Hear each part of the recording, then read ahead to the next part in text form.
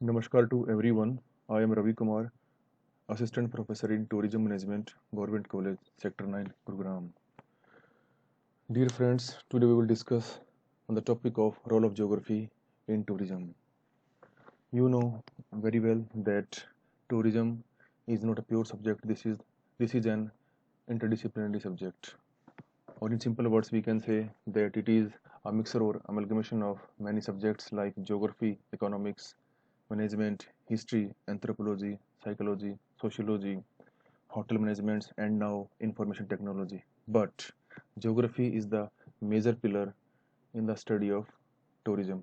So today our main lecture will be focused around the geography, or we can say the role of geography in tourism. Now first about the geography. My dear friends, the word geography has been derived from the Greek word geo plus graphia or graphos. Geo means earth, graphia means description. So together geography is the study of earth's description. Geography is the scientific study of the earth's surface and its physical features, climate, products and population. And in tourism, physical features and climate are the core tourism product for the tourist. The renowned Greek scholar Eratosthenes 276 to 294 BC. Here BC stands for before Christ, but that does not mean before Corona. Who measured the circumference of the earth and was the first to use the word geography is commonly called the father of geography. A literal translation would be geography is to describe or write about the earth. So here are some definitions about geography by the world-renowned geographer and the professors. So first of all is by Harland Barrows, which was given in 1923. According to him, geography is the study of human ecology, adjustment of man to natural surroundings. Second is according to Martin Henger, which was given in 1989. According to him, geography is concerned with the location or spatial variation in both physical and human phenomena at the Earth's surface. Third, by E. Fu Tuan, which was given in 1991, and according to him, geography is the study of Earth as the home of people. So there are almost 36 branches of the geography, and GIS is the newest among them. Broadly, we can divide the geography in two branches, physical geography and human geography. Physical geography is the study of physical features like mountains, desert, beaches, islands, which are scattered on different parts of the world in different countries and in different continents. And physical geography is a core tourism product with the nomenclature of natural tourism product. And second is human geography. Human geography is the study of human beings which are scattered in different parts of the world. So ultimately, geography is the study of uh, adjustment of man to natural surroundings. Now, why is geography important? Geography is known as the mother of all sciences because all other disciplines took root from its existence. This is one of the oldest subjects. Geography is a special science that deals with many aspects of social science, for example, history and anthropology, physical science, for example, weather and climate, and technical science, for example, GIS and remote sensing. This is the new forms of tourism, latest we can say, latest types of geography we can say. Next is geography is fundamental to the study of tourism because tourism is geographical in nature.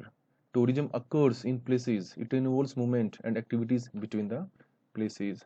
So today our main focus will be on importance of geography in tourism. First of all, in geography, uh, we have branched geography in two parts, physical geography and human geography, and both are the attraction for the tourist, or we can say that is the core tourism product, and especially the physical geography. And physical geography simply means this is the study of physical features in the forms of mountains, deserts, peninsular plains, islands, beaches, coastal regions, and all these are very rich tourism product for the tourism industry. Even though culture is the also the part of tourism attraction, and there is a subject with the nomenclature of cultural geography. Second is transport geography. Is a paper in the geography, and in tourism we reads about the accessibility, and you know very well that uh, the study of tourism is basically depends on the study of three core components, and they are attraction, accessibility, and accommodations. And you know that when a tourist plans a tour, first of all he decides the attraction in the forms of natural or cultural. Then after finalizing the destination, he or she decides about mode of transport. Accessibility means mode of transport, how he or she will or they will reach from origin point to destinations by surface transport, uh, in the forms of rail and road, then air transport or water transport, or the mixture of all. So that is taught in the tourism, that is taught in the transport geography, and ultimately in tourism with the nomenclature of transport management. Then another aspect of the geography is the study of latitudes and longitudes. In tourism, there is a main focus on climate and time zones. Climate is also a core product for the tourism industry, because the variation of climate motivates the tourist to travel from one place to other place. For example, from hot climate to cold climate and vice versa.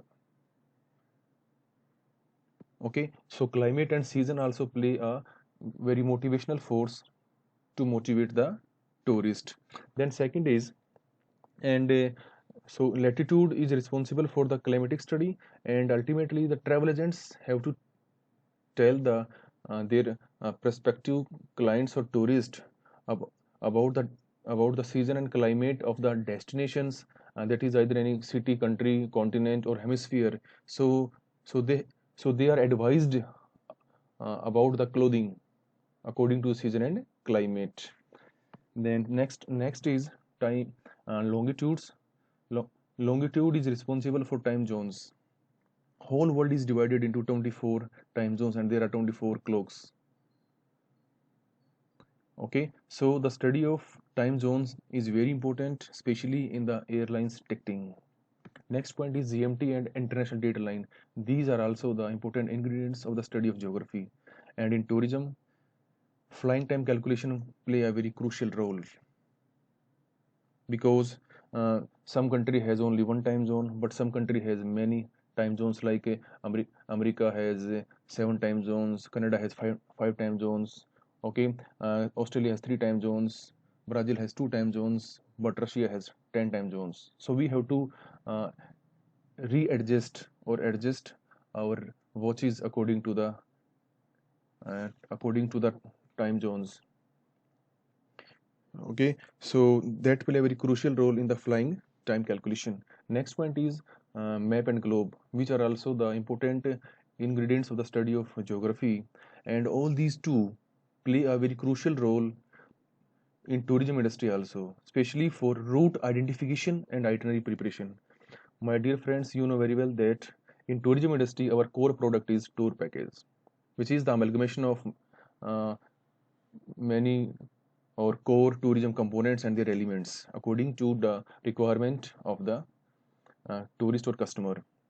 So when we discuss about the tour package, their first and most important element is to prepare the itinerary, and itinerary is the blueprint of the tour, and that is purely depends on the deep understanding of the map and globe.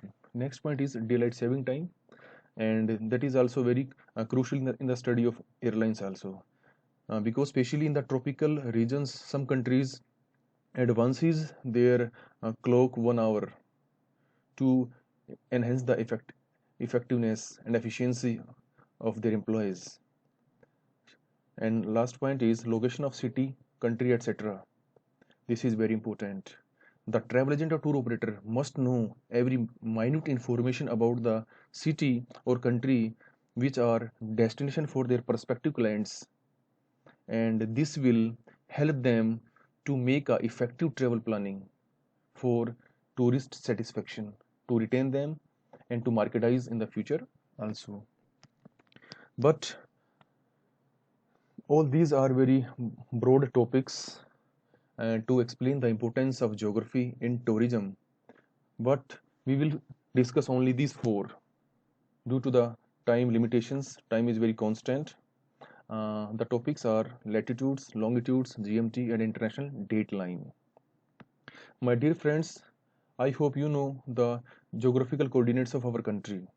I am telling you, when we discuss about the latitudes, India's location is 8 degree 4 minute north to 37 degree 6 minute north latitudes. And when we discuss about the longitudinal uh, locations, that is 68 degree 7 minute east to 97 degree 25 degree east longitudes. So this is the map, political map of India, and these are reflecting. This is reflecting the latitudes and longitudes. So all these are the latitudes. Which okay. So 8 degree 4 minute in the south of country. This is the south of country. So generally we know that uh, Kanyakumari is the southern point on the mainland. Okay, but our main southern point is Indira Point, which is situated in the remote area of Andaman Nicobar. So this is 8 degree 4 minute. Then 37 degree 6 minute in the extreme north, Jammu and Kashmir. Okay, then 68 degree 7 minute here in the west of India and 97 degree in Arunachal Pradesh. So this is the location, and all these play a very crucial role in the study of travel and tourism, and these are the core components of the study of geography. So now about latitudes and longitudes. Any location on Earth is described by two numbers, its latitudes and its longitude. If a pilot or a ship's captain wants to specify position on a map, these are the coordinates they would use. Actually, these are two angles measured in degrees, minutes of arc, and seconds of arc. These are denoted by the symbols of degree, minute, and seconds. For example, the Eiffel Tower has a latitude of 48 degree 51 minutes 29 seconds, means an angle of 48 degree 51 minutes and 29 seconds. A degree contains 60 minutes of arc and a minute contains 60 seconds of arc. Latitude. Latitude usually denoted by the Greek letter phi, which gives the location of a place on Earth or other planetary body, north or south of the equator. Latitude measures the distance of a point on the Earth's surface in relation to the equator. Imaginary lines running horizontally around the globe. Imaginary lines of latitudes called parallels runs in the east-west direction around the world. So my dear students, latitudes are the horizontal artificial lines which are parallel to the equator. This is equator, which divides the whole world in equal two parts. And in the north of equator there is northern hemisphere, and in the south of equator there is southern hemisphere. And there are total 180 latitudes, 90 in the northern hemisphere and 90 in the southern hemisphere. Okay, and so these latitudes play a very crucial role in the study of the climatic zones of the world. So these are responsible for climate and season formation. The places which are very close to the equator, they get the high temperature throughout the year. Okay, but when we travels gradually from equator to north pole or south pole, there is a gradual change in the climate and season, and you know very well that the variation of climate is one of the major motivational factor which drive the movements of tourists from one place to other place. Technically, latitude is an angular measurement in degrees marked with degree ranging from 0 degree at the equator, low latitudes, to 90 degree at the poles, 90 degree north or 90 degree south. Okay, the equator divides the planet into a northern hemisphere and a southern hemisphere and has a latitude of 0 degree. And you know that equator is the biggest latitudes, uh, but when but the length of the latitudes decreases when we move from equator to the poles, and at the poles they are the shortest equators. Beside the equator, Four other lines of latitudes are named because of the role they play in the geometrical relationship with the Earth and the Sun. The first is Arctic Circle with the location of 66 degree 33 minute and 39 seconds N means northern hemisphere. Second is Tropic of Cancer with the location of 23 degree 26 minute 21 second N stands for again northern hemisphere. Both are the part of northern hemisphere. Then third is Tropic of Cancer which has the location of 23 degree 26 minute 21 second south stands for southern hemisphere. Then Antarctic Circle with the location of 66 degree 33 minute 39 seconds south southern hemisphere. So these two are the part of northern hemisphere and remaining two are the part of southern hemisphere. And in the you know very well that Tropic of Cancer is also called the Kark Rekha in Hindi, and Tropic of Capricorn is known as the Makar Rekha. And you know the importance of these two lines and especially the importance of Makar Rekha, especially for the people of India and for the population of northern hemisphere because we celebrates Makar Sankranti on 14th of Jan. Makar Sankranti means Makar plus Sankranti it means इस दिन सूर्य मकर रेखा को छोड़ के कर्क रेखा की तरफ बढ़ना शुरू हो जाता है और जो ड्यूरेशन ऑफ सनलाइट है that increases from that day. Okay, so this is 0 degree. This is the equator which divide the whole world in almost equal two parts, and in the north of that is the northern hemisphere. Once again this is the southern hemisphere, and at 23 and 5 degree this is Tropic of Cancer in the northern hemisphere, and on the same location in the southern hemisphere this is the Tropic of Capricorn. So we can say that complete countries of Asia and Europe and North America, they are the part of northern hemisphere, and half Africa and some parts of South America is located in the northern hemisphere. Northern hemisphere contains almost 70% landmass of the globe. Then when we discuss about the southern hemisphere, which contains half Africa, almost majority of the South America and complete Australia continents. So a degree is divided into 60 minutes. 1 minute can be further divided into 60 seconds. Each degree of latitude is about 69 miles or 110 kilometers apart. Longitude. Longitude, symbolized by the Greek character lambda, is the geographic coordinates most commonly used in cartography and global navigation for east-west measurement. Longitude measures the distance of point on the Earth's surface in relation to where it lies east or west of the prime meridian. Imaginary lines of longitude called meridians run from pole to pole in north-south directions around the globe. So once again, longitude are also the imaginary line which runs from north to south pole parallel to the GMT, that is Greenwich Meridian Time, and there are total 360 longitudes, 180 in the eastern hemisphere and 180 in the western hemisphere. Okay, and these are responsible for the study of time zones, which are very crucial in the tourism, especially in the airlines ticketing. So 0 degree longitude is called the prime meridian. The degree of longitude run 180 degree east and 180 degree west from the prime meridian. So this is 0 degree, that is fixed from Greenwich city, which is in the center of almost in London in Europe. So from where the world time has been set.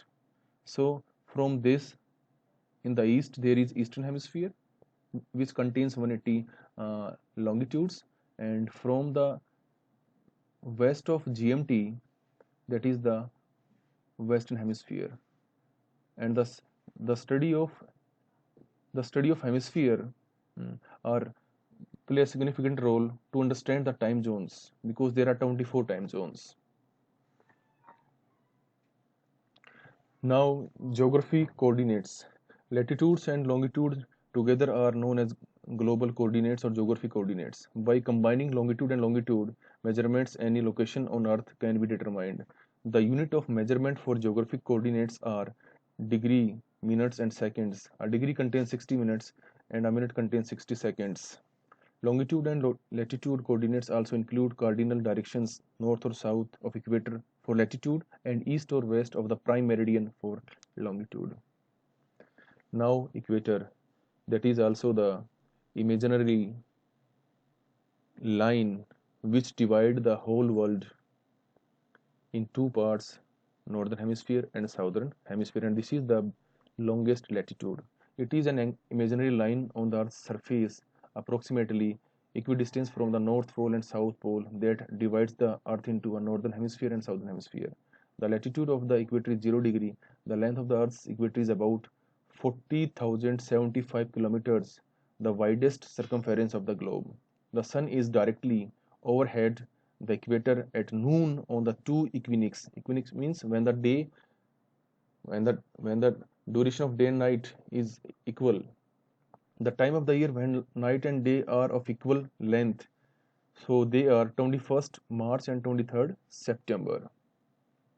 Prime meridian 0 degree longitude. The prime meridian runs through the Royal Greenwich Observatory in Greenwich, England. The location was established in 1884 by international agreement, and I told you earlier also Greenwich is a city or village in the center of London, like Mehrauli in Delhi, Mehrauli or Dwarka in Delhi. Then the Earth's time zones are measured from the prime meridian. The time at 0 degree is called universal time or Greenwich Mean Time. With the Greenwich meridian as the starting point, each 15 degree east and west marks a new time zones. So my dear friends, I told you that there are total 24 time zones, and the sun rays takes 4 minutes to cross one longitude. That is very simple. You know very well that there are 360 longitudes or 360 degree in a circle, and we have divided the whole world into 24 hours or 24 time zones. You know very well that sun rises in the east and sets in the west, but ultimately sun is constant at one place, but earth rotates from west to east. That's why we are experiencing that the sun rises in the east and sets in the west. So when 360 is divided by 24, there is 15 longitudes. It means the sun rays covers the 15 longitudes in 1 hour. It means when 60 is divided by 15, because there are 60 minutes in an hour, and in hour 15 longitudes are covered, it means that it will be equal to 4. It means sun rays takes 4 minutes to cross one longitude. So in 1 hour they will cover the 15 longitudes, and in 24 hours 360 longitudes will be covered, and in this way one day will be complete. Next is Tropic of Cancer, a line of latitude located at 23 degrees 26 minutes 21 second north of the equator. The sun is directly overhead the Tropic of Cancer on the summer solstice, that is 20th or 21st, and exact I think this is the 21st June in the northern hemisphere, marks the northernmost point of the tropic. So this is the biggest day of the northern hemisphere. Now second is Tropic of Capricorn, a line of latitude located at 23 degree 26 minute and 21 second.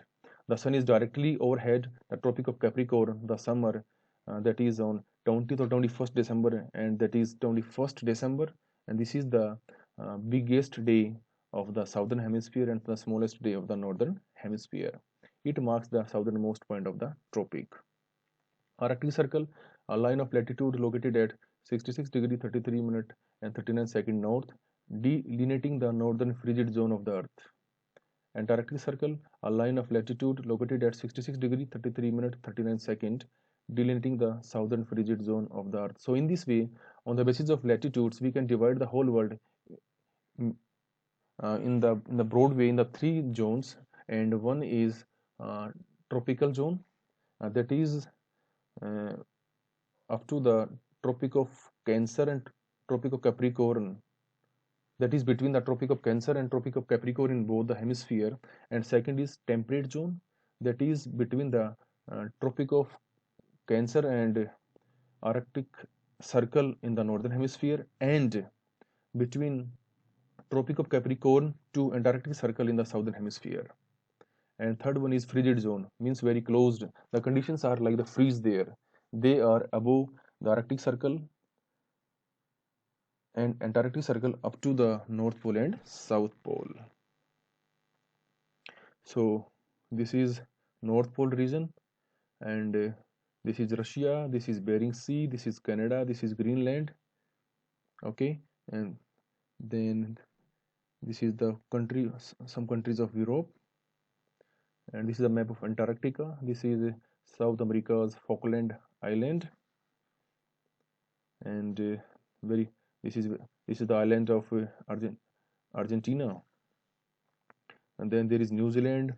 Tasmania is the island state of Australia, and Ricky Ponting, I think you know very well, the renowned Australian cricket captain Ricky Ponting belongs from Tasmania. And this is Madagascar. That is the island, another famous island country in Africa. The two important concepts related to latitude and especially longitude are local time and universal time. Local time is actually a measure of the position of the sun relative to a locality. Somewhere around 6 a.m. it rises and around 6 p.m. it sets. Local time is what you and I use to regulate our lives locally, our work time, meals and sleep time. Universal time, a single agreed on clock marking time worldwide not tied to our locality, and that is universal time, which can be defined as the local time in Greenwich, England at the 0 meridians. The travel industry utilizes a 24 hours time clock to eliminate confusion over AM and PM, world time zones.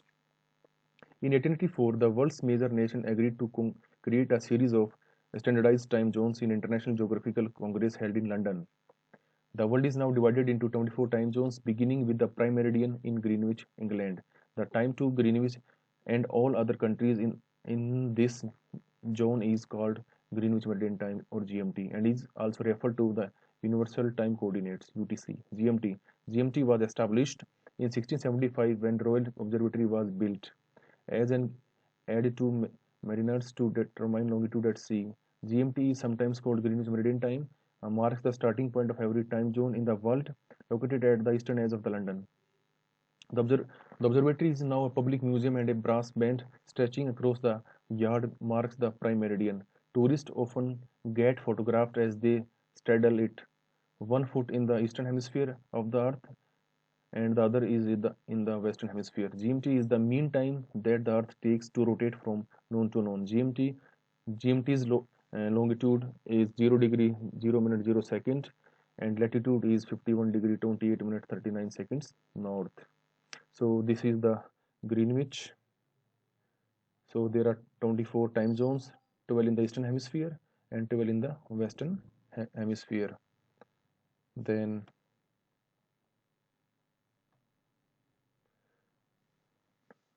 okay, time zones. A time zone is a region of the earth that has uniform standard time, usually referred to as the local time. Local time is UTC plus the current time zone offset for the consideration location. Time zones are divided into standard and daylight saving time.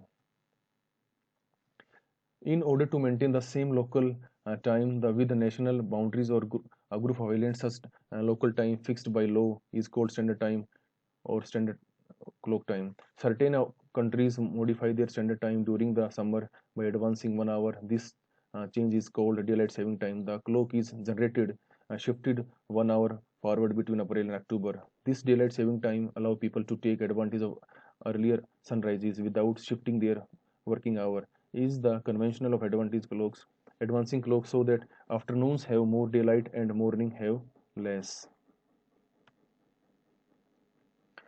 Okay, so the time difference between 2 points can be determined as follows. We are skipping it. So this is the world map of the time zones. America has 7, Russia has 10, Canada has 5, Brazil has 2, Australia has 3, India and China has only 2 time zones. Okay, so we are skipping with the foundation of the time because it is not possible to upload on the YouTube's the very heavy file once again.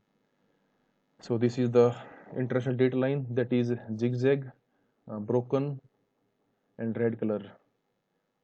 This is zigzag. Why? Because to avoid the uh, of being chances to date in one country. Correct. And that's all from my end. Thanks a lot for your valuable time and patience listening.